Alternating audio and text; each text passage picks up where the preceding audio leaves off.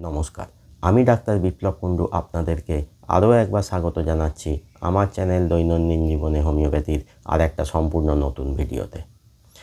সময়টা অষ্টাদশ শতাব্দীর শেষের দিক।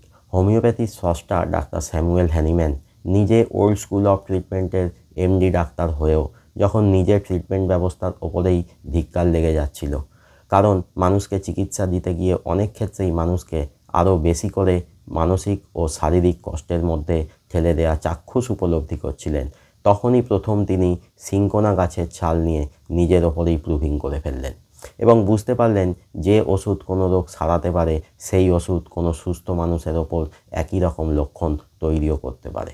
তারপরই হ্যানিম্যান সাহেব নিজের ওল্ড স্কুল ছেড়ে শুরু করলেন এক নতুন সহজ সরল মানুষকে বিপদের মধ্যে ঠেলে না দেওয়া চিকিৎসা পদ্ধতি হোমিওপ্যাথি। তাই হোমিওপ্যাথির যাত্রা শুরু হলো সিনকোনা অফিসিনালিস বা চায়না নামক ওষুধের প্রুভিং দিয়ে, এবং সেই কারণেই বলা যেতে পারে এই সিনকোনা অফিসিনালিস চায়না হোমিওপ্যাথির প্রথম মেডিসিন।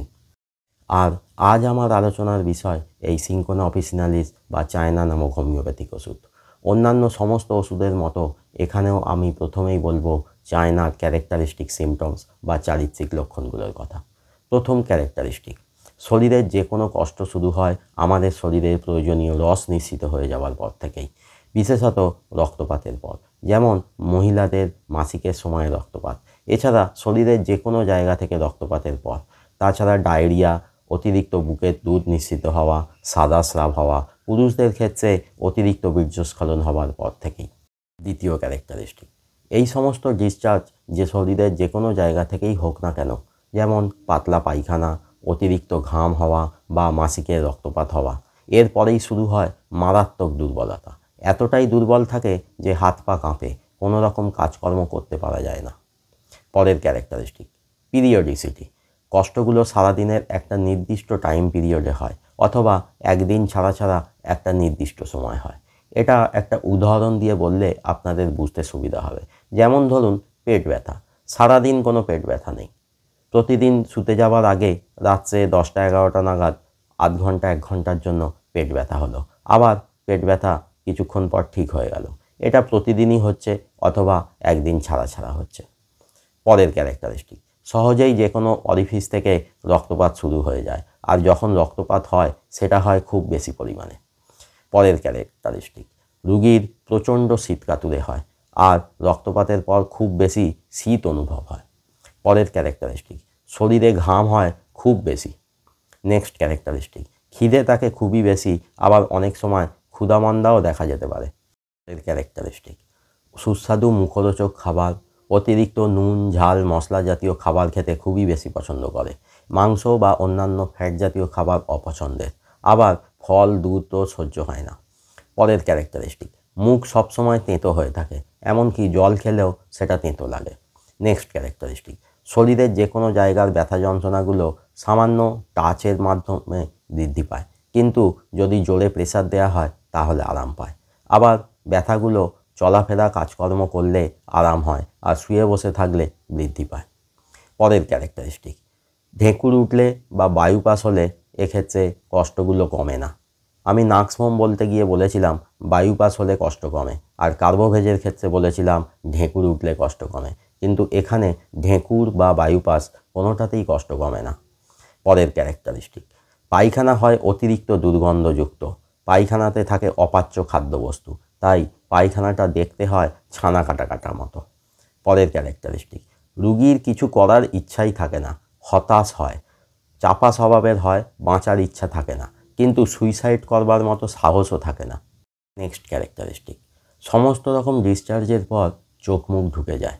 যাদের শরীর একসময় সুঠাম ছিল তারা হয়ে যায় রোগা পাতলা, বিশেষত প্রচুর মাসিকের রক্তপাত, সাদা স্রাব বা পাতলা পায়খানার পর, এমনকি পুরুষদের অতিরিক্ত বীর্যস্খলনের পরও এটা হতে পারে। নেক্সট ক্যারেক্টারিস্টিক, পুরুষ বা মহিলা উভয়েরই সেক্সুয়াল চাহিদা থাকে খুব বেশি, মেলামেশার পর মারাত্মক দুর্বল হয়ে পড়ে। এবার বলবো কোন কোন ক্ষেত্রে কি কি লক্ষণ থাকলে আপনারা সিনকোনা বা চায়না ব্যবহার করবেন। প্রথম, জ্বর। জ্বর যখন প্রচণ্ড কাঁপুনি দিয়ে শুরু হয়, যেমন ম্যালেরিয়াতে দেখা যায়, অথবা যে কোনো ক্ষেত্রে যদি এরকম কাঁপুনি দিয়ে জ্বর আসে, ওই সময় জল তেষ্টা না থাকে কিন্তু জ্বরের গরম বোধ হয় যখন এবং ঘাম দেয় যখন, তখন থাকে প্রচুর জল তেষ্টা।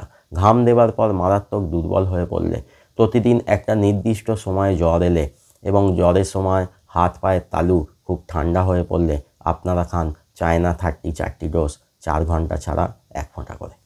এরপর ডায়রিয়া, বারবার পায়খানা হয়, যত সময় যায় তত পায়খানা পাতলা হয়, পায়খানা হয় প্রচণ্ড দুর্গন্ধযুক্ত, পায়খানা অনেক ক্ষেত্রেই হয় সাদা রঙের, অপাচ্য খাদ্যবস্তু থাকে পায়খানার মধ্যে, তাই পায়খানা হয় ছানা কাটা কাটা মতো, প্রচণ্ড দুর্বল হয়ে পড়ে, পায়খানার সাথে প্রচুর গ্যাস বেরোয়, পেট ফেঁপে থাকে কিন্তু বায়ুপাস বা ঢেঁকুর উঠলে কোনো আরাম হয় না, ফল বা দুধ খেলে ডায়রিয়ার সমস্যা বৃদ্ধি পায়। এক্ষেত্রে খেতে হবে চায়না 30 4টি ডোজ 3 ঘন্টা ছাড়া 1 ফোঁটা করে। এরপর পেট ব্যথা, পেটে মোচড় দেয়া ব্যথা হবে, সামান্য টাচ করলেই ব্যথা বেড়ে যাবে, কিন্তু প্রেসার দিলে ব্যথার আরাম হবে, পেট ফেঁপে থাকে, পেটে প্রচুর গ্যাস থাকে এবং ঢেঁকুর উঠলে বা বাইপাস হলে পেট ব্যথা কমে না। এক্ষেত্রে খেতে হবে চায়না 30 4টি ডোজ 1 থেকে 3 ঘন্টা ছাড়া 1 ফোঁটা করে। এরপর গলব্লাডার স্টোনের ব্যথায় খুবই কার্যকরী মেডিসিন এই চায়না, এক্ষেত্রেও ব্যথা টাচ করলেই বাড়ে আর জোরে প্রেসার দিলে কমে, বায়ুপাস হলে বা ঢেঁকুর উঠলে ব্যথার কোনো পরিবর্তন হয় না, সারাক্ষণ মুখ তেঁতো হয়ে থাকে, এমনকি জল খেলেও মুখ তেঁতো লাগে। এক্ষেত্রে আপনারা খেতে পারেন চায়না 30 4টি ডোজ 1 থেকে 3 ঘন্টা ছাড়া 1 ফোঁটা করে। এরপর মহিলাদের মাসিকের সমস্যা, মহিলাদের মাসিকের সময় প্রচুর পরিমাণে উজ্জ্বল লাল রঙের রক্তপাত হয়, বিশেষত মহিলাদের যখন মাসিক উঠে যাবার সময় হয় সেই সময়। ব্লিডিং বন্ধ করা বা কমিয়ে দেবার সেরা মেডিসিন এই চায়না, সেই জন্য ইউটেরাইন ফাইব্রোমায়োমা কন্ট্রোল করার জন্য এই মেডিসিন খুব বেশি ব্যবহার করা হয়। এর সঙ্গে থাকে প্রচণ্ড দুর্বলতা, প্রচুর শীতবোধ, এক্ষেত্রে খান চায়না 30 4 থেকে 6টি ডোজ 2 থেকে 3 ঘন্টা ছাড়া 1 ফোঁটা করে। পাইলস, ব্যথা যত না থাকে ব্লিডিং হয় তার থেকে অনেক বেশি, ব্যথাটা হয় ছিঁড়ে যাবার মতো, ব্লিডিং হওয়ার পর খুব দুর্বল হয়ে পড়ে, এক্ষেত্রে খান চায়না 200 4টি ডোজ দিনে 2 বার করে 2 দিন 1 ফোঁটা করে।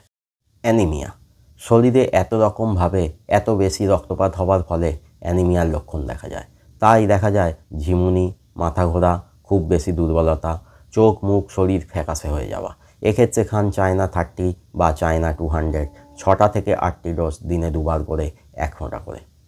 এরপর জয়েন্টের ব্যথা, টান ধরা বা ছিঁড়ে যাওয়ার মতো ব্যথা হয়, ব্যথাটা টাচ করলে বা শুয়ে বসে থাকলে বৃদ্ধি পায় এবং চলাফেরা করলে বা জোরে জোরে টিপে দিলে আরাম পাওয়া যায়, এক্ষেত্রে খান চায়না 200 4টি ডোজ দিনে 2 বার করে 2 দিন 1 ফোঁটা করে। মাথার যন্ত্রণা, মনে হয় যেন মাথাটা ফেটে যাচ্ছে, দপদপ করে, মাথার পিছন দিক থেকে ব্যথা শুরু হয়ে গোটা মাথা জুড়ে ব্যথা হয়, শুয়ে বসে থাকলে যন্ত্রণা বাড়ে এবং চলাফেরা কাজকর্মের মধ্যে থাকলে ব্যথা কমে, রক্তপাত বা দৈহিক মেলামেশার পরে মাথা ব্যথা শুরু হয়, এক্ষেত্রে খান চায়না 30 4টে ডোজ 3 ঘন্টা ছাড়া 1 ফোঁটা করে। অন্যান্য সমস্ত ভিডিওর মতো এখানেও দেবো একটা স্পেশাল টিপস। যে কোনো রোগভোগের পর হয়তো সুস্থ হয়েছেন কিন্তু তবু মনে হচ্ছে আগের মতো তো ফিট হননি, তাহলে খেতে পারেন চায়না 30 বা 200 4টি ডোজ 6 ঘন্টা ছাড়া 1 ফোঁটা করে।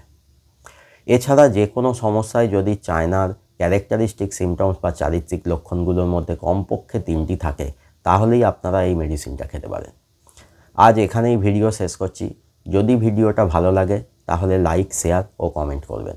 আর যারা চ্যানেলে নতুন বা এখনও চ্যানেলটা সাবস্ক্রাইব করেননি তারা তাড়াতাড়ি চ্যানেলটা সাবস্ক্রাইব করে নিন এবং সাবস্ক্রাইব করার সময় পাশের বেল আইকনটা প্রেস করুন, তাহলেই নতুন ভিডিও এলে আপনারা নোটিফিকেশন পেয়ে যাবেন।